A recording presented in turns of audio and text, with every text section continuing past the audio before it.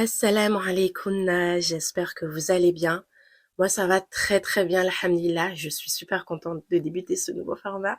Mais je vous avoue en toute transparence, j'ai tellement l'habitude d'enregistrer avec Mama, avec des invités, que là, je crois que c'est la 4e fois que je commence l'enregistrement.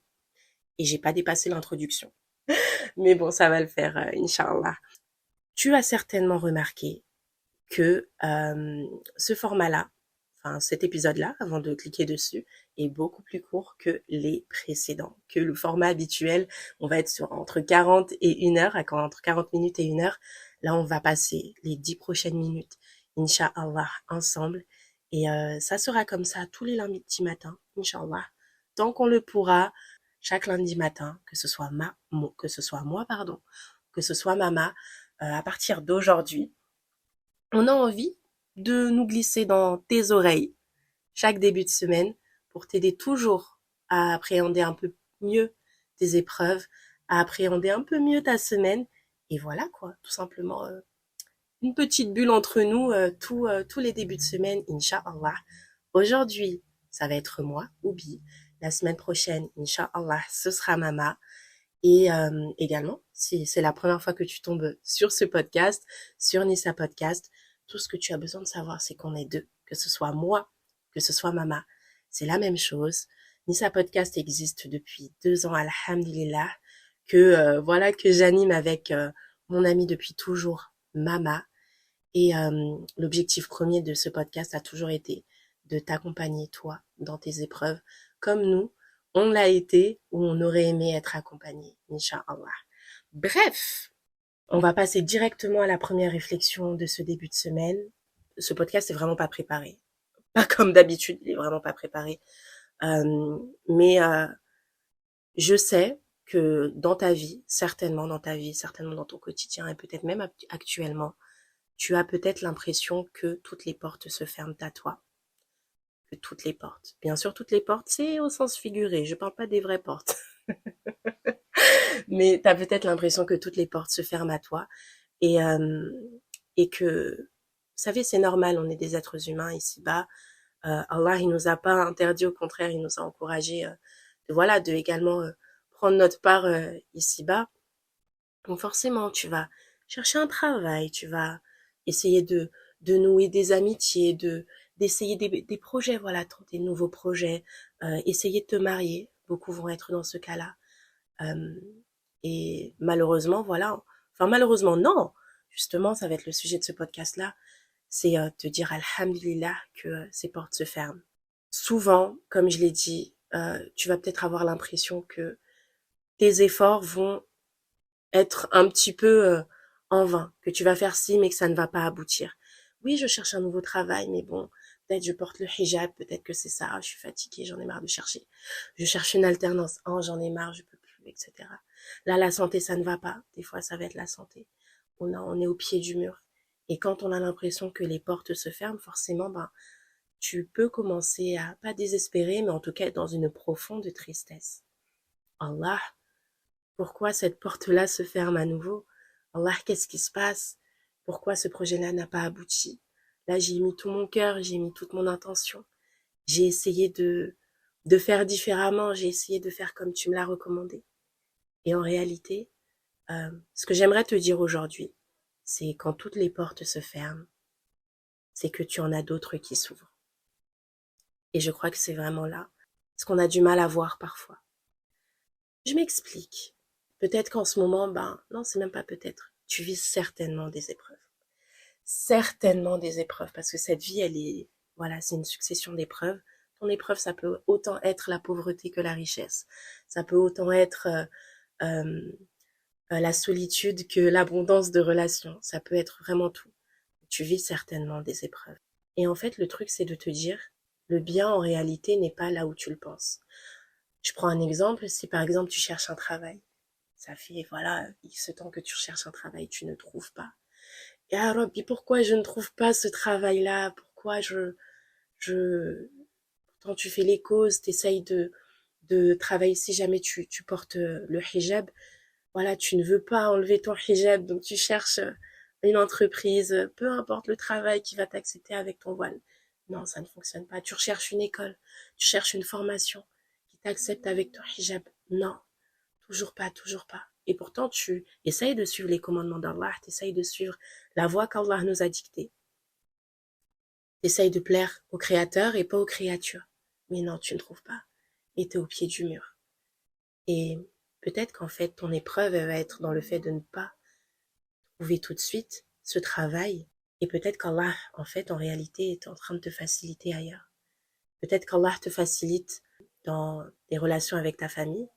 Est-ce qu'aujourd'hui, tu n'es pas satisfaite réellement de la relation que tu as avec tes parents?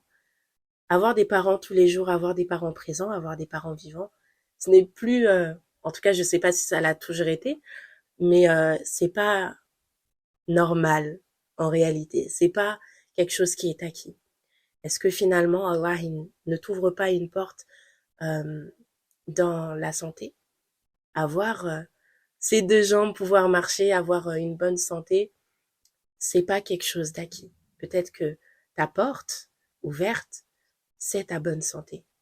Est-ce que finalement Allah ne t'a pas ouvert la porte, n'a pas répondu à tes doigts dans dans tes amitiés, dans la baraka que tu vas avoir dans ton temps également, c'est souvent voilà.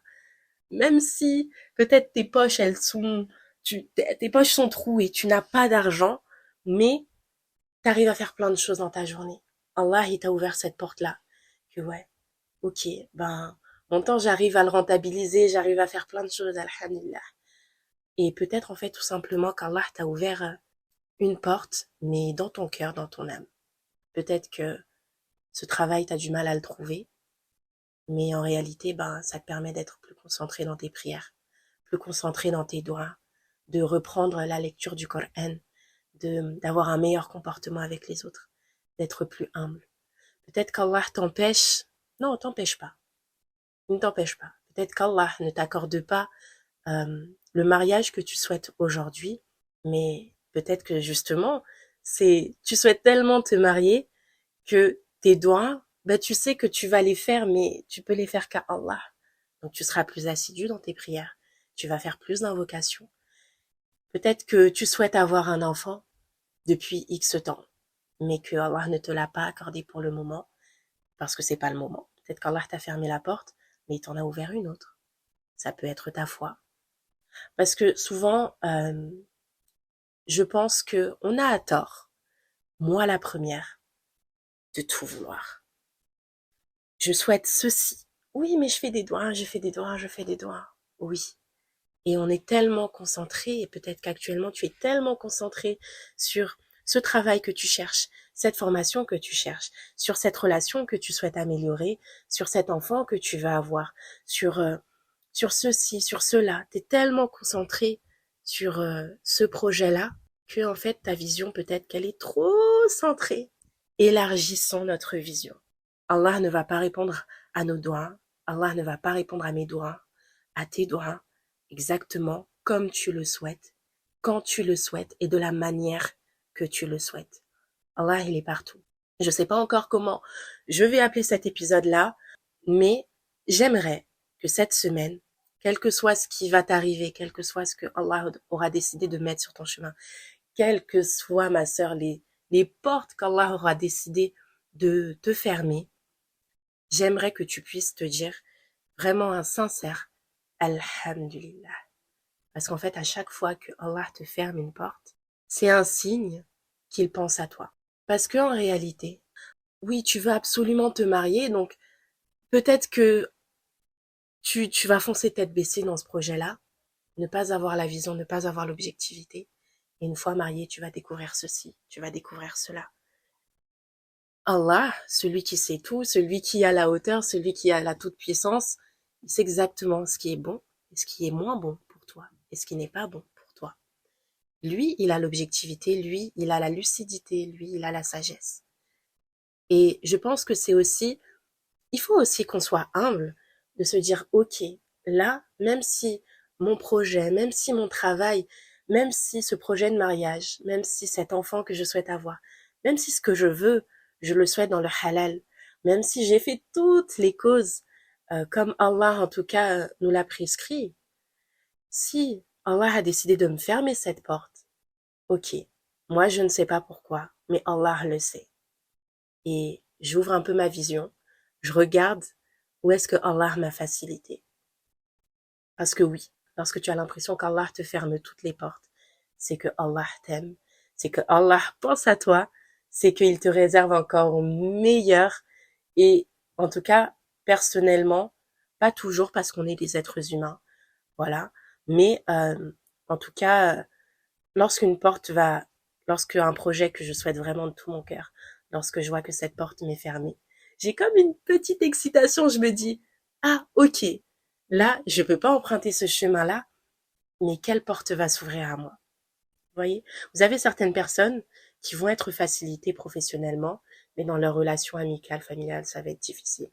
Vous avez peut-être des personnes qui vont être facilitées financièrement, mais peut-être que elles vont être éprouvées dans leur foi. Je veux que cette semaine, tu avances, tu fasses ce que tu as envie de faire, toujours tel que Allah nous a dit de faire, en étant juste la femme bien que tu es quotidiennement, mais en te disant que moi, mon travail, c'est de faire les causes. Je souhaite que ça se réalise. Je fais tout mon possible. Et je sais que dans tous les cas, si ce n'est pas un bien pour moi, Allah va me fermer les portes. Ça, c'est sûr. D'ailleurs, en plus, je pense que je vais partager également un passage de la sourate Mariam. C'est une sourate, en tout cas, qui me tient énormément à cœur. Je reste persuadée que c'est lorsqu'on a l'impression, en tout cas, d'être au pied du mur, que Allah, en réalité, nous montre encore plus sa miséricorde et nous ouvre d'autres portes qu'on n'espérait pas. Regarde un peu plus dans les histoires des prophètes, dans les histoires des hommes et des femmes qui nous ont précédés, et je vais t'en partager une. Alors là, c'est un passage de la sourate Mariam, lorsqu'elle était enceinte du prophète Isa. Elle fut alors enceinte de l'enfant et se retira avec lui en un lieu éloigné. Puis les douleurs de l'accouchement la contraignirent à s'adosser au tronc d'un palmier, et elle dit : « Malheur à moi, j'aurais préféré mourir avant cet instant et être totalement oubliée. » L'ange qui se trouvait en contrebas l'appela et lui dit : « Ne t'afflige point, ton Seigneur a placé à tes pieds un ruisseau. Secoue vers toi le tronc du palmier, il en tombera sur toi des dattes fraîches et mûres. » Si je te lis ce passage-là, c'est parce qu'en tout cas, moi, ça m'inspire. Parce que tout comme Mariam, il y a des moments où tu vas arriver dans ta journée, dans cette semaine qui va suivre, peut-être même si tu essayes de réfléchir par rapport à tout ce que tu as vécu, par rapport au passé. Il y a certainement des moments où tu vas arriver, où tu auras l'impression d'être au pied du mur. Tu auras l'impression de ne plus avoir à manger, de ne plus avoir à boire, que ton cœur est serré, t'en peux plus. Et en réalité, si tu ouvres bien les yeux, si on ouvre bien les yeux, Allah, il est toujours là. Il te montre toujours un signe qu'il est là. Il entend tes pleurs, il entend ta souffrance, il entend tes désirs.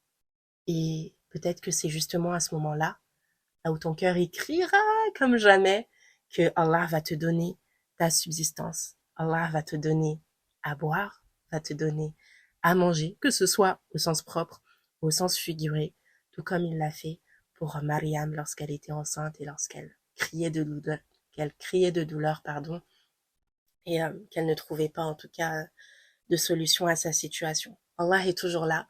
J'aimerais que tu le gardes en tête et ne désespère pas lorsque tu as l'impression qu'une porte se ferme, parce que c'est juste un signe qu'Allah est là avec toi et qu'il te guide.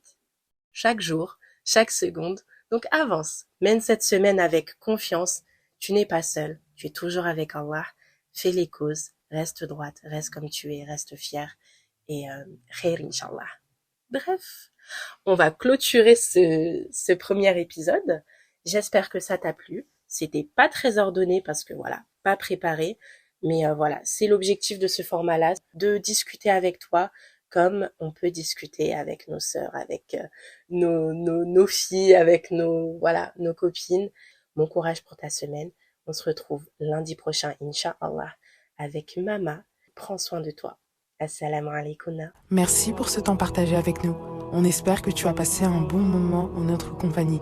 Si tu estimes que cet épisode peut être utile à une autre femme On compte sur toi pour le lui partager. Tu peux également d'ailleurs noter cet épisode sur ta plateforme d'écoute préférée.